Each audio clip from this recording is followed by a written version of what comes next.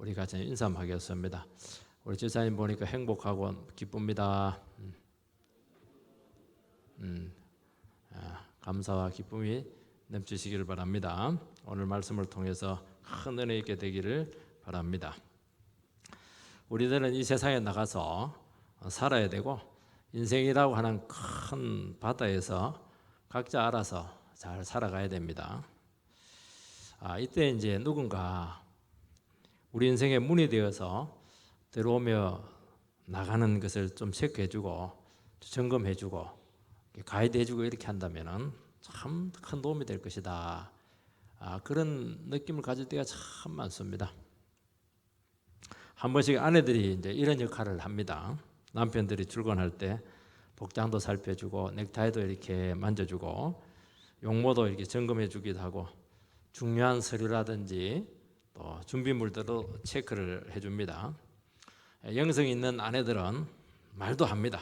오늘 직장에 가서 먼저 기도하세요. 그리고 절대로 너무 말하지 말고 실없는 소리 하지 마세요. 그리고 사람 눈치 보지 말고 그냥 믿음으로 직장생활 감당하세요. 너무 상관 눈치 보지 마세요. 근데 늘 이런 말을 들으면 잔소리같이 들릴 때도 있지만은 참 하루를 시작하는데 좀 마음을 한번 이렇게 추스릴 수 있는 아주 좋은 사랑의 조언이 됩니다. 왜냐하면 사랑하는 남편이고 사랑하는 자식이니까 이런 말을 해주지 남이면 이런 말 안 해주는 겁니다. 우리가 지난주에 이제 참 목자에 대해서 살펴보았습니다. 참 목자는 뭐냐? 참 목자에서 제일 중요한 것은 문으로 들어와야 된다는 것을 말씀했습니다. 문으로 들어온다고 하는 것은 담치게 하는 게 아니죠. 하나님께서 정식 자격을 주어서 보낸 목자다는 겁니다. 참 목자에서 가장 중요한 것은 지 마음대로 오면 안 돼요. 내가 목자입니다 이렇게 하는 사람 전부 다 싹꾼이고 도둑놈입니다. 영혼 도둑 획질 해갑니다. 하나님께서 세워서 하나님의 때에 하나님께서 파송을 해야 되는 겁니다. 왜냐하면 이것은 자기 일이 아니거든요. 근데 이 비유를 이렇게 하니까 사람들이 그 이해를 못해요. 도무지 이해를 못해요. 왜 이해를 못하냐니까 6절 말씀을 보면은 뒤에 보면 그 하신 말씀이 무엇인지 도무지 알지 못하니라. 아니 그 백성들 제자들까지도 그 이해를 못합니다. 왜 이해를 못하냐니까 자기들이 태어나가지고 이런 참 목자를 본 적이 없기 때문입니다. 전부 다 도둑놈들, 싹꾼들, 헐뜯는 사람들, 탕관오리들, 덩쳐 먹는 사람들, 권력을 가지고 행사하는 사람들, 거짓말하는 사람들, 이런 사람들 보니까 진짜 참 목자 말씀은 좋은데 무슨 말인지 모른다는 겁니다. 그래서 주님께서는 더 구체적으로 비유를 통해서 정말 참 목자가 어떤 사람이냐 하는 것을 설명을 하고 있습니다. 참 목자는 뭐냐? 양의 문과 같아야 된다는 것입니다. 주님이 직접 양의 문이다 그렇게 말씀을 하고 있습니다. 주님께서 양의 문이 되셔서 울타리가 있는데 양이 들어가고 나가는 것을 점검하고 번호도 부르고 지켜주고 보호하고 먹을 것도 주고 이도 잡아주고 그렇게 한다는 것입니다. 맹수로부터 지켜주기 위해서 직접 추위와 싸우고 모기 떼에 뜯기고 어떨 때는 양들이 힘들고 어려우면 뜬 눈으로 목숨 걸고 양들을 지켜주고 그게 뭐냐니까 예수님이시고 참목자고 양의 문의 의미 속에 들어있는 의미다는 것입니다. 그렇게 해서 우리 인생이 실패하지 않도록 그리고 우리가 불안해하지 않고 참 평안을 얻고 가장 풍성한 삶이 되도록 모든 수단과 방법을 통해서 다 도우신다 그렇게 말씀을 하고 있습니다. 우리 오늘은 이제 두 가지를 기억을 하시면 좋겠습니다. 첫 번째는 양의 문이 되신다 하는 의미가 뭐냐 하는 것입니다. 7절 말씀을 보면 그러므로 예수께서 다시 이르시되 내가 진실로 진실로 너에게 말하노니 나는 양의 문이라. 예수님께서는 참 목자다 이렇게 하시면서도 1절에서 6절에서 내가 참 목자다 그런 말을 하지 않고 암시적으로 이야기합니다. 그러나 누구든지 우리가 목자가 될 수 있기 때문에 너희들에게도 적용을 하라고 그렇게 하신 것입니다. 여기서는 내가 양의 문이다. 아예 대놓고 내가 양의 문이다. 이제 그렇게 명시적으로 이야기합니다. 참으로 양의 문이 될 수 있는 분은 예수님밖에 없습니다. 예수님을 통해서만 우리 안에 들어갈 수가 있고 예수님을 통해서만 구원받을 수 있고 보호받을 수가 있습니다. 이렇게 이야기하면 이제 사람들은 굉장히 힘들어합니다. 어떻게 왜 예수님만 통해야 되느냐 하는 질문을 하는 것이죠. 그래서 기독교는 너무 배타적이고 기독교는 자기들밖에 모르고 편협하고 그런 식으로 비난을 하게 된다는 것입니다. 여러분, 예수님만이 양의 문이 되시는 줄 믿습니다. 예수님만이 구원자입니다. 그 소리 들어도 돼요. 그 소리 하는 이유는 양의 우리 밖에 있기 때문에 그 말을 하는 것입니다. 왜냐하면 예수님만이 하나님의 아들이시기 때문입니다. 하나님의 아들만이 우리에게 구원을 주실 수가 있기 때문이라고 말씀하고 있습니다. 예수님께서 육신을 입고 이 땅에 오셔서 우리의 죄를 해결해 주셨기 때문에 구원은 예수밖에 없는 거예요. 부처도 참 귀감이 되고 우리에게 모범이 되고 성인 군자지만은 부처도 인간이고 죄인이기 때문에 우리 죄 문제에 대해서는 어떻게 할 수가 없습니다. 조언은 해주기도 하고 뭐 욕망을 이기는 법, 마음을 잠잠하게 해주는 법, 이런 것들은 가르칠지 모르겠지만 인간의 근본 문제인 죄 문제는 속수무책이에요. 본인 자신이 죄인이기 때문입니다. 동양에는 공장님이 계시는데 예의를 지켜야 되고 도덕을 지켜야 되고 의진 삶을 주장을 하지만은 그것으로 인간의 죄가 해결되지 않는다는 것입니다. 우리의 죄는 오직 죄 없으신 하나님의 아들이 인간의 몸을 입고 오셔서 대신 십자가에서 피 흘려 주셨기 때문에 해결이 될 수가 있었다는 것이죠. 그래서 우리가 예수가 내 대신 피를 흘렸다는 것을 믿을 때 하나님께서 우리를 찾아오셔서 우리를 구원으로 이끄시는 겁니다. 사람들은 그래요. 하나님께 찾아가는 길은 여러 가지 길이 있다. 아닙니다. 길 없어요. 절대로 길 못 찾습니다. 우리가 예수를 믿을 때 하나님께서 우리를 찍어가지고 구원을 해주는 것이지 우리가 찾아가는 게 아니에요. 전제 자체가 틀린 것입니다. 열심히 그냥 구원 찾아가도 노력을 해보시라는 거죠. 그냥 뭐 몸을 태우든지 어떻게 해서라도 그렇게 해보라는 겁니다. 그래도 구원은 없어요. 구원은 내가 죄인이고 내가 예수님이 나의 죄를 위해서 십자가에 죽으셨습니다 하는 것을 진실로 고백하게 될 때 하나님께서 우리를 찍어가지고 하나님의 자녀 삼으시는 것입니다. 그 자리에서 그대로 구원이 임하는 것입니다. 찾아가는 게 아니에요. 그걸로 끝나는 게 아니고 우리를 구원하신 예수님과 함께 영원토록 같이 사는 것입니다. 하나님의 말씀을 듣고 순종하고 사는 것이죠. 그래서 조금 사는 방법이 달라서 문제입니다. 세상은 넓은 길을 가야 되는데 우린 좁은 문으로 들어가야 되고 좁은 길을 걸어가야 된다는 것입니다. 세상 사람들은 막 혈기를 부리고 막 자기 힘을 쓰고 이렇게 하는데 우린 자꾸 자기 자신을 죽이고 자기를 부인해야 되고 세상 사람들은 인기 있는 길, 명예가 있는 길을 걸어가야 되는데 우리는 십자가의 길을 걸어가야 되니까 세상하고 영 맞지를 않아요. 그러나 우리는 예수님 때문에 그 길을 걸어갈 수가 있습니다. 예수님 붙들고 그 길을 걸어가면 구원이 임하고 생명이 찾아오고 풍성한 삶이 임한다. 이런 의미에서 예수님만이 양의 문이 되실 줄 믿습니다. 예수님 문고리 잡고 딱 있으면 모든 것이 다 온다는 거냐. 모든 것, everything. 몇 가지가 아닙니다. 모든 게 다 옵니다. 믿으시기 바랍니다. 이 팔레스타인에는 목자들이 양을 몰고 멀리까지 갑니다. 목초지라고 하는 게 정해지지 않거든요. 그래서 그곳에 가가지고 몇 주, 몇 달 동안 방목을 하게 됩니다. 문제는 이제 밤이 되는 겁니다. 밤이 되면은 우리를 만들어요. 돌로 만들기도 하고 나무로 만들기도 하고 이렇게 하는데 문은 만들지 않는다고 합니다. 그래 문은 어떻게 하느냐? 문은 목자가 문이 됩니다. 목자가 그 멍석 깔아놓고 그 문 있는 자리에서 들어 누워가지고 아니면 서 있으면서 거기서 같이 잠을 잔다고 합니다. 제가 몽고 사람들이 목축을 하지 않습니까? 몽고 사람들 그 다큐멘터리 이렇게 보니까 가족들은 몽골 텐트 안에서 잡니다. 그런데 목자는 텐트 안에 같이 앉아요. 그 양울이 있는 그 딱 입구에서 같이 있는 것을 보았습니다. 고온지대지 않습니까? 얼마나 바람이 추워요. 밤에 온갖 추위가 있고 비바람이 몰아치고 눈이 내리고 모래바람이 불고 막 맹수 소리 들리고 늑대 소리 들리고 이렇게 해도 아랑곳하지 않고 끝까지 가축을 지키는 것을 보았습니다.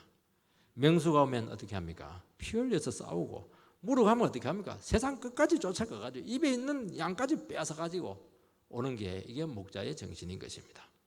왜 그렇게 합니까? 자기 자식이니까요. 자기 생명이니까요. 그렇게 아끼고 사랑한다는 것입니다. 예수님께서는 양의 문이 되셔서 자기 백성들을 지키고 보호하십니다. 그리고 예수님은 반드시 자기 양이 있는 곳에 함께합니다. 자기 양이 어디에 있습니까? 술집에 있습니까? 거기도 함께할 겁니다. 가장 위험한 인생길에 목자 되신 주님께서는 함께하실 것입니다. 그리고 사망의 음침한 골짜기를 다닐 때도 주의 지팡이와 막대기와 함께한다고 말씀했습니다. 하나님, 여러분의 인생길에서 인생의 고비를 넘길 때가 참 많을 겁니다. 여러분 중에 아마 죽음을 한두 번 생각하지 않으신 분들은 아무도 없을 것입니다. 청소년 때 살아야 되나 말아야 되나, 내가 이 상태에서 어떻게 살아갈 자신은 없고 죽을 용기는 없고, 그런 위기의 순간에 자칫하면 삐끗해서 낭떠러지로 떨어질 수밖에 없는 그런 위기의 순간에 누가 있었습니까? 주님께서 우리를 이끄시고 주의 지팡이와 막대기로 우리를 인도하셨다는 것을 아마 여러분들은 중심으로 고백을 하게 될 것입니다. 여러분, 한순간에 죽음의 나락으로 떨어질 수가 있는 것이에요. 그때 내 인생이 방치되었다면 내가 지금 이 자리에 있을 수가 없었을 텐데, 망할 수밖에 없었는데 어떻게 극적으로 지켜주었어요? 내가 지킨 것입니까? 몰랐죠. 나는 누가 그렇게 했는지 몰랐어요. 예수를 믿을 때는 좀 알 수 있었을지 모르겠지만, 여러분들이 예수를 믿지 않는 그 순간에도 인생의 고비마다 주님께서 함께 하셨다는 것을 여러분들은 예수 믿고 나서 다 인정하게 될 것입니다. 누구의 힘이에요? 부모의 힘이 아니는 것입니다. 섭리가 아니었어요. 우리를 예수 믿게 하도록 하기 위해서 목자 되신 주님께서 우리의 삶의 현장 가운데, 그 죽음의 순간 가운데, 그 실패의 현장 가운데, 잠 못 이루는 그 긴긴 그 밤 가운데 주님께서 함께 하셨다고 말씀하고 있는 것입니다. 주님께서는 양이 스스로를 지킬 수 없다는 것을 너무나 잘 알고 있습니다. 예수님께서는 십자가에서 살이 찢기는 고통을 겪으시고 피를 흘려주심으로써 우리를 구원하셨습니다. 엄마들은 딱 임신하면 태도가 달라져요. 커피도 끊어버리고 술도 안 먹고, 술 먹으면 안 되겠지만 몸매 관리 안 합니다. 다이어트 안 합니다. 막 뚱뚱해서라도 몸에 좋은 거 다 먹어요. 그리고 살이 찢기는 고통을 겪고 출산 과정을 통해서 자녀를 낳습니다. 이 자녀는 그냥 주어진 게 아니에요. 내 목숨이에요. 목숨 걸고 자식을 낳은 것이고, 이 자식은 자기 자신입니다. 그러니까 목숨 걸고 이 자식을 지키는 겁니다. 아빠하고 엄마하고 달라요. 아빠는 찢겨지는 고통이 없습니다. 그래서 차이가 있는 거예요, 이게. 왜냐하면 자기 생명이고 사랑하는 자식이기 때문인 것입니다. 이 세상에서 가장 평화로운 모습은 엄마 품속에 안겨서 자는 아이의 모습이지 않습니까? 아이가 왜 엄마 품속에서 가장 연약한 그런 위치에 있는데 그렇게 평화롭게 잘 수 있는 것은 엄마가 절대로 자기를 버리지 않을 것이다. 끝까지 지켜줄 것이다. 그 믿음이 있기 때문인 것이죠. 모든 것을 다 맡기고 그렇게 세근세근 잠을 잘 수가 있는 것입니다. 만약에 그 아이를 세상에서 제일 좋은 왕궁에 데려다 놓고 좋은 옷 입히고 맛있는 음식 먹이고 행복하지 않습니다. 왜냐하면 자기의 그 생명의 보호처가 그것이 아니기 때문이죠. 엄마의 젖을 만져야 되고 그 품속에 있어야 되고 엄마의 심장 박동 소리를 들어야 되고 엄마의 채취를 느껴야 되고 엄마를 순간순간 확인하게 될 때 그때 안정감이 찾아온다는 것입니다. 오늘 사람들은 물질적으로 풍요해요. 사회 안전장치가 그렇게 많이 마련되어 있고 보험도 많고 연금도 많아요. 그래도 불안합니다. 집이 두 채, 세 채 있어도 더 불안합니다. 얼마나 문명이 발전되어 있습니까? 얼마나 많은 필요가 채워져 있습니까? 세상에 없는 거 없어요, 진짜. 이런 거 있으면 좋겠다 생각해서 찾아보면 벌써 10년 전에 나와 있어요, 전부 다. 그런데도 그렇게 외로워하고 지쳐 있습니다. 절대 빈곤이 해결된데도 불구하고 참 살아가는 것은 더 힘들어요. 도리어 서로 굶고 끼니가 없을 때는 우애가 있고 이웃 사촌이 있었는데 너무 잘 사는데 너무 생존 경쟁이 치열해요. 그게 인생의 문제라는 겁니다. 이 나라가 반만년 역사상 한 30년 동안 이렇게 잘 살던 적이 없죠. 근데 우리나라는 얼마나 불안합니까 지금. 우리나라 지금 불안해 죽으려고 그래요. 핵은 이고 있죠. 지금 정치는 난리죠. 힘들어요. 사람들이 말을 하지 않아서 그렇지 한 20% 정도가 정신과적인 약을 먹고 있다고 그렇게 합니다. 옛날에 무슨 정신병이 어디 있어요. 그냥 옛날에 그냥 뒹굴고 이래보면 싹 끝나버린 겁니다. 사회학자들은 현대인의 문제를 소외라고 규정을 합니다. 그렇게 소외감이 많아요. 왜요? 사람들이 많은데 소외감을 느껴요. 가족들 가운데 소외감을 느껴요. 잘 사는데 외로워요. 그게 문제예요. 문명이 발달되는데 내 혼자입니다. 내 혼자. 더 외로움을 많이 느끼는 것이죠. 그 이유는 딱 하나밖에 없습니다. 먹고 못 살기 때문에 그런 것이 아니고 생명의 근원 되시고 우리를 위해서 목숨을 바쳐서 구원하신 주님으로부터 단절되어 있는 그 소외가 그 원인이라고 그 말씀하고 있는 것입니다. 그렇게 되니까 사람들이 주님의 손길을 느끼지 못해요. 주님의 채취를 느끼지 못해요. 주님의 심장 박동 소리, 숨소리를 듣지 못하는 것입니다. 주님의 그 음성을 들어야 되는데 마귀 소리만 듣고 세상 소리만 듣고 이렇게 하니까 그냥 미운 사람 소리 막 듣고 이러면 막 일주일 동안 막 기분이 너무 나쁘고 말이죠. 그렇게 외롭고 힘들고 참 들어야 될 소리는 못 듣고 느껴야 될 것은 느끼지 못하고 엉뚱한 곳에 가서 저렇게 고통당하고 힘들어하고 있는 이유는 생명의 근원 되신 목자 되신 그 주님을 놓쳤기 때문이라고 말씀을 하고 있습니다. 여러분, 세상은 불안정하기 때문에 일시적인 평화밖에 주지 못해요. 그러니까 사람들은 그 안전을 위해서 막 얼마나 노력을 많이 하는지 모르는 것입니다. 그 이유가 뭐냐니까 불안하다는 것이죠. 여러분, 전쟁의 위협에 대해서 제일 불안해하는 사람들은 누굽니까? 군인 아닙니다. 가난한 사람 아니에요. 부자들이 그렇게 무서워한대요. 제가 얼마 전에 보니까 강남에서 벌써 5만 명이 외국으로 떠나버렸대요. 우리 같으면 안 그럴 것 같은데 불안하다는 거예요. 이민 가버리는 겁니다. 우리는 돈이 없어서 이민 오라는 데도 없고 갈 수도 없고 믿음으로 주님 붙들고 꾸역꾸역 끝까지 살아남으시기 바랍니다.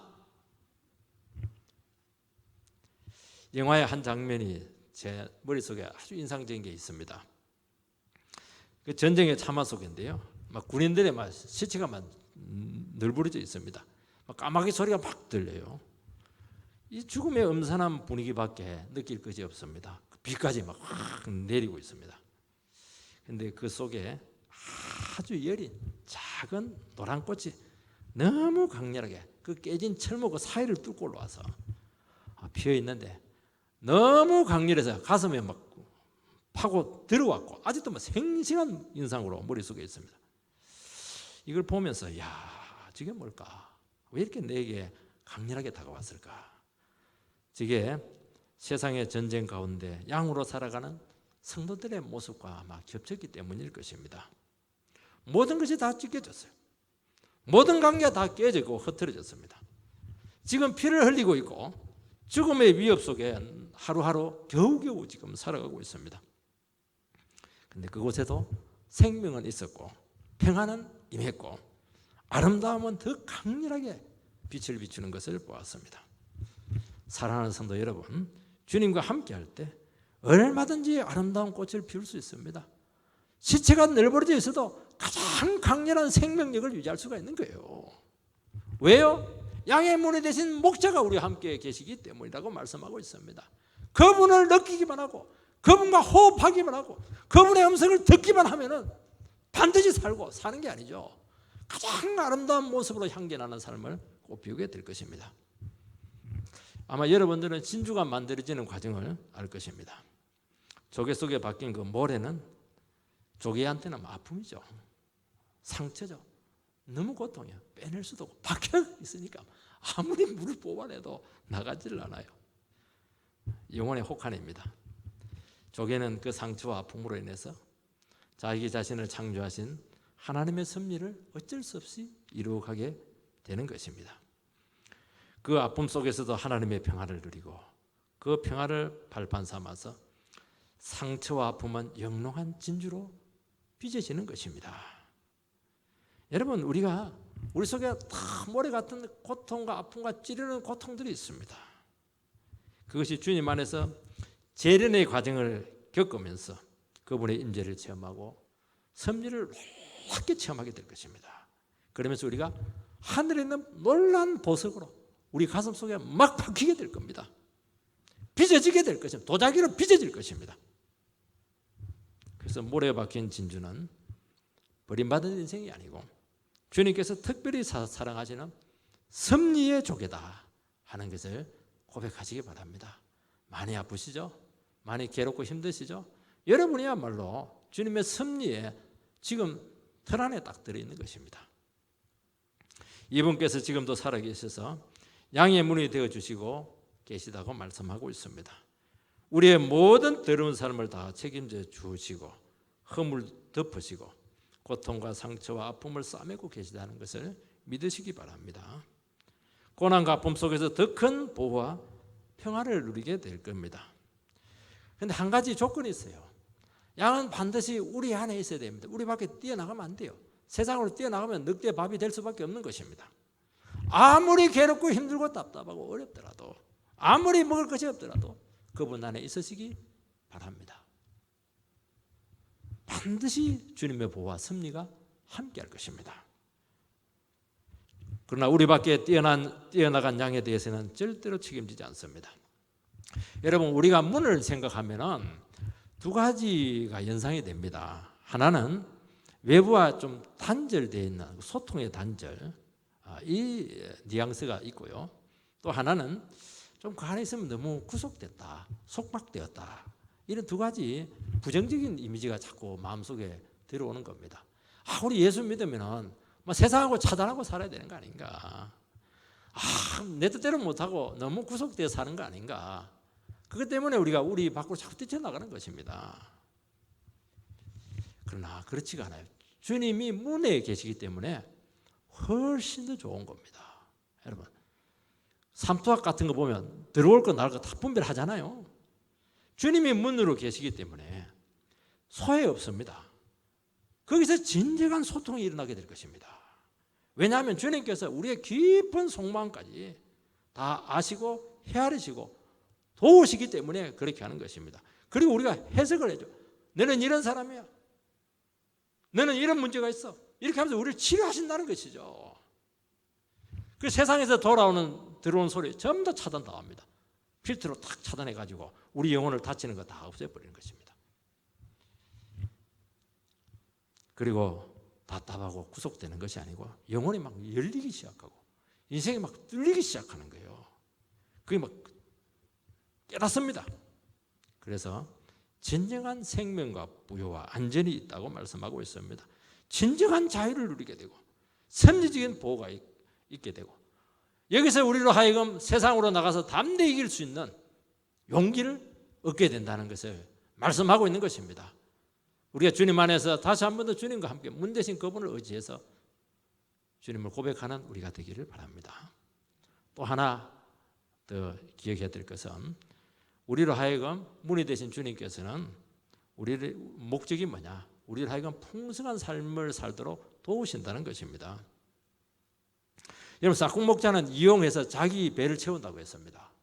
그러니까 참 목자는 아니에요. 자기를 죽여서 양을 살리는 것이 참 목자입니다. 9절 말씀을 읽어보면 내가 문이니 누구든지 나로 말미암아 들어가면 구원을 받고 또는 들어가며 나오며 꼴을 얻으리라. 양의 문이 되신 주님은 양떼들을 구원으로 생명으로 인도하십니다. 들어가면 구원을 얻고 우리는 예수를 통해서 하나님 나라에 들어갈 수가 있습니다. 내 공로, 내 자랑, 내 업적, 내 성격 아무 상관없어요. 그거 가지고 자랑했다 이러면 문은 팍 닫힙니다. 나는 아무것도 아니에요. 예수밖에 없습니다. 천국 문이 한순간에 막 확 열리는 겁니다. 그 빨아당겨 버립니다. 천국은 침노하는 것이니까. 그 당시 유대인들은 하늘에 문이 있다고 생각을 해서, 우리나라도 그래요. 천당이 하늘에 있다 그렇게 생각을 해요. 그래서 문을 열고 하나님 나라에 들어간다고 믿었습니다. 성경은 그렇게 말하지 않아요. 예수님께서 하나님 나라를 싸가지고 그 몸에 싸가지고 이 땅에 가져와 버렸어요. 그리고 그 나라를 이 땅에서 세우셨습니다.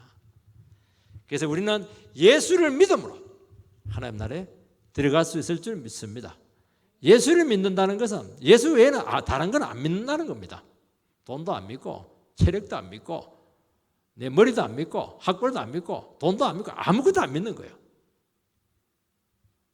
예수만 믿으면 열립니다.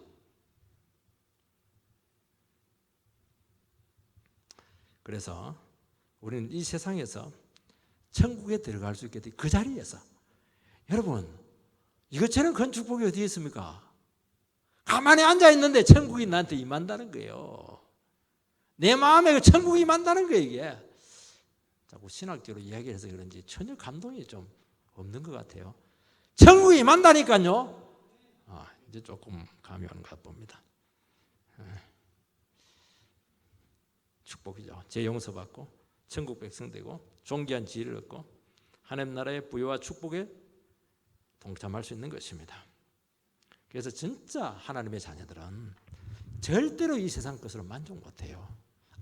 아무리 좋은 차 타고 다니고 아무리 높은 위치에 있고 다른 사람이 부러워해도 그거 다 헛것입니다. 다 해 아래 새로운 것은 없나니 헛되고 헛되도다. 그거 만족한다. 그거는 아직 자기 영혼의 갈증을 몰라서 그렇게 하는 거죠. 행복할 수가 없는 거예요. 여러분 하나님 나라의 것이 우리에게 와야 행복이 있고 살 수 있고 의미가 있고 열매가 있고 우리의 삶의 존귀함이 드러나게 될 줄 믿습니다. 여러분 들어가면 나오며 꼴을 얻으리라 말씀을 했습니다. 그분을 통해서만 꼴을 얻습니다. 구원과 생명과 축복을 얻는 것입니다. 미국에서 지금도 이 흑인들의 그 백인에 대한 이 정오는 굉장히 뿌리가 깊습니다. 아직도 풀리지 않는 악습이고 다른 것은 몰라도 막 인종차별했다 이거는 막 절대로 용서가 안 돼요. 그 이유는 백인들이 씨를 뿌렸기 때문이죠. 백인들이 어떤 사람들입니까? 예수를 제일 잘 믿는 청교도들 아닙니까? 미국은 청교도들의 나라예요. 그런데 놀랍게도 노예 제도에 대해서는 주님의 문을 통과하지 않았습니다. 이게 문제였습니다. 알렉스 헤일리가 쓴 뿌리라고 하는 책을 보면은 백인들이 아프리카에서 흑인들을 짐승 잡듯이 사냥을 합니다. 그리고 사냥을 해, 사냥을 묶어가지고 배에다 실어 가족과 이별 없습니다. 그 자리에서 산에서 그냥 데리고 가는 거예요. 이게. 그리고 짐승의 우리에 가둬가지고 배로 운송을 합니다. 얼마나 위생이 안 좋아요. 병들면 어떻게 합니까? 한 10명, 20명 그대로 엮어버려요. 산채로 엮어가지고 쇠 달아가지고 그냥 물에 수장을 시켜버리는 겁니다. 얼마나 잔인합니까? 그들이 흑인을 미국으로 데려오게 되는데 신학이 다 있습니다. 신학이 없으면 그 짓 못해요.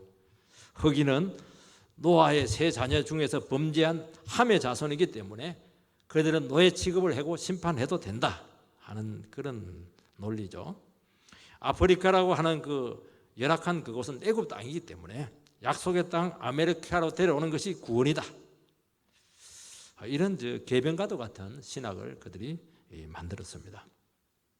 그래서 미국 백인에게 있어서 흑인은 하나님의 형상을 닮은 인간이 아니었죠. 그리고 이들을 죄에서 해방시켜야 된다. 그런 개념 자체를 웬 짐승이니까 그렇게 했던 것입니다.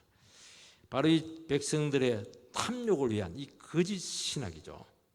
자기 자신들에게 양심을 잠재우리고 하나님의 말씀을 이용한 가증한 행위였던 것입니다. 그게 없어집니까? 절대로 없어지지 않아요. 이 잘못된 신학이 미국의 썬뿌리가 되어서 그 이후로 100년, 200년 동안 지금까지 치유되지 않고 있는 줄 믿습니다. 이렇게 무서운 거예요, 여러분. 양의 무리 대신 주님과 함께 우리 인생을 엮어가지 않으면 계속 선뿌리가 생길 겁니다. 이게 자기 때 끝나요? 아니에요. 자식 때, 그 자식 때 넘어갈 가능성이 많다는 거예요. 우리가 죽으라고 예수 믿지 않으면 절대로 이 저주의 고리에서 우리가 헤어나오지 못할 것입니다. 여러분, 미신의 집안에 태어났어요? 아니면 정신병자들의 집안에 태어났어요? 길은 하나밖에 없는 거예요. 죽으라고 예수 믿어야 되는 거예요. 그게 미국만의 문제입니까? 우리의 문제고 우리나라의 문제라는 것입니다. 우리나라 청소년 문제가 얼마나 심각해요. 청소년들은 뭐 폭풍노도의 시기고 기질이 문제고 사춘기 저거 뭐 인간도 아니다 막 그리고 잘못 지도했기 때문에 그렇다. 그게 아니에요. 결국에는 이것도 말씀의 문제입니다. 어른들이 주님의 원리, 말씀의 원리로 인생을 살지 않고 막 욕심을 향해서 출세를 향해서 막 달려오고 방치된 것입니다. 자녀들이 무엇을 배워야 됩니까? 부모로부터 자기를 부인하는 법을 배워야 돼요. 십자가 지는 법을 배워야 됩니다. 양보하는 법을 배워야 되고 희생하는 법을 가르쳐 줘야 되고 말씀에 따라서 자기 자신의 삶을 제한시키는 법을 가르쳐 줘야 되는 겁니다. 이것을 보고 자라지 못하고 부모들은 마음껏 기질대로 살고 마음껏 욕심을 부리고 너희들은 믿음으로 살아라. 그거는 이중적인 것이죠. 더 안 좋은 썬뿌리가 생길 수밖에 없는 것이 그게 지금 우리 보고 있는 현실이라는 것이죠. 우리 부모들이 믿음으로 살지 않으면서 자녀들에게 믿음으로 살라. 그것은 스스로를 속이는 것입니다. 여러분, 한국 교회가 말씀의 제한을 받지 않고 막 잘 되기 위해서 크게 되기 위해서 막 세상의 원리를 따라와요. 그 예수의 문, 양의 문을 통과한 겁니까? 그거 질문해 봐야 되는 것입니다. 막 세상 축복을 하나님의 축복으로 둔갑을 시켰습니다. 지금 그 결과가 지금이에요. 교회의 부패요, 세상으로부터의 무시요, 손가락질이요, 내부적으로는 갈등과 분열이 왔다는 것입니다. 여러분, 들어가며 나가며 꼴을 얻는다고 말씀했습니다. 이 말은 모든 삶에 있어서 주님의 말씀을 적용하고 그 말씀의 원리를 나의 것으로 삼아서 실천하라고 말씀하고 있습니다. 이것이 행복의 길이요, 이것이 생명의 길이요, 이것이 인생의 문제를 푸는 답이라고 말씀하고 있는 것입니다. 내가 편할 때만 말씀을 붙들거나 내 편리대로 진리를 쓰지 마시기 바랍니다. 여러분, 진리는 무슨 칼입니다. 좌우의 날선 검이라고 말씀했고 골수와 창자를 찔러 쪼개까지 하시는 말씀이에요. 이 칼을 잘못 쓰면 그냥 인생을 난도질 당하는 겁니다. 예리한 수술일수록 예리하게 그 칼을 써야 되는 것입니다. 모든 문제들을 진리의 빛으로 가져와서 철저히 정리를 하시기 바랍니다. 우리 안에는 아담과 같은 교만이 있습니다. 가인과 같은 시기심이 있습니다. 다윗과 같은 무서운 정욕이 끓고 있습니다. 베드로와 같은 인간적인 야망으로 똘똘 뭉쳐 있습니다. 이것이 나오려고 하면 어떻게 됩니까? 말씀으로 막 다져버려야 돼요. 십자가의 피로 막 내 기질을 막 그냥 꺾어버려야 되는 겁니다. 십자가의 피에 흥건히 담그시기 바랍니다. 그래서 아예 염색을 해버리세요. 예수의 피로 염색을 해야 돼요. 우리 전 인격을, 전 삶을. 어떻게 내 생각이 있으며 내 기질이 있으며 나도 옛날에 한가닥 성질했는데 세상에 성질 없는 사람 누가 있어요? 그거 나면 큰일 나는 겁니다. 인생 망치는 거예요. 자기도 죽고 다른 사람도 다 죽이는 것입니다. 그거 가지고 싸우라는 거예요. 양의 문 대신 예수님 붙잡고 오늘도 내가 참 성질 올라오네요. 하나님 내 죽이겠습니다. 죽이기까지 싸우시기 바랍니다. 그러면 생명이 말 겁니다. 꼴이 올 것입니다. 행복이 올 것입니다. 평안이 말 것입니다. 우리는 뭘 해야 되느냐? 정욕과 야망을 십자가에 날마다 못 박아야 되는 것입니다. 정을 가지고 팍팍 찍으세요. 아무리 힘들고 인정하고 보기 싫더라도 내 자신의 모습을 직시를 해서 보혈의 피로 자기 자신을 씻어내시기 바랍니다. 그러면 반드시 길이 있을 것이고 생명이 역사할 것입니다. 권수 선수들은 막 때리고 두들겨 맞아서 정신을 잃는 순간에도 코치의 말은 들린다고 해요. 그러면 코치 말을 딱 들으면 어퍼컷 탁 때리면 거꾸로진다는 거예요. 그 절박한 순간 힘이 다 빠진데 기력이 다 빠졌는데 관중들이 얼마나 시끄럽습니까? 지금 난리죠. 그래도 그 코치 음성은 뚜렷하게 들린다고 합니다. 왜냐하면 그 코치의 말은 훈련 중에 늘 듣던 말이었어요. 아예 마음속에 몸속에 딱 배겨져 있는 거예요. 이게 각인되어 있습니다. 그 한마디 딱 들으면 막 몸에서 그 말 하나에 따라서 막 반응이 온다는 거예요.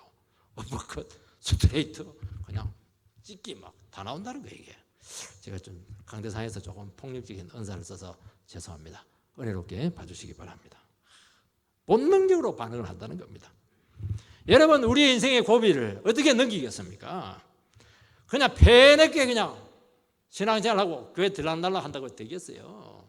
안 되는 겁니다. 평상시에 말씀으로, 기도로, 성령으로 우리 자신들을 완전히 체질화 시켜놔야 되는 거예요.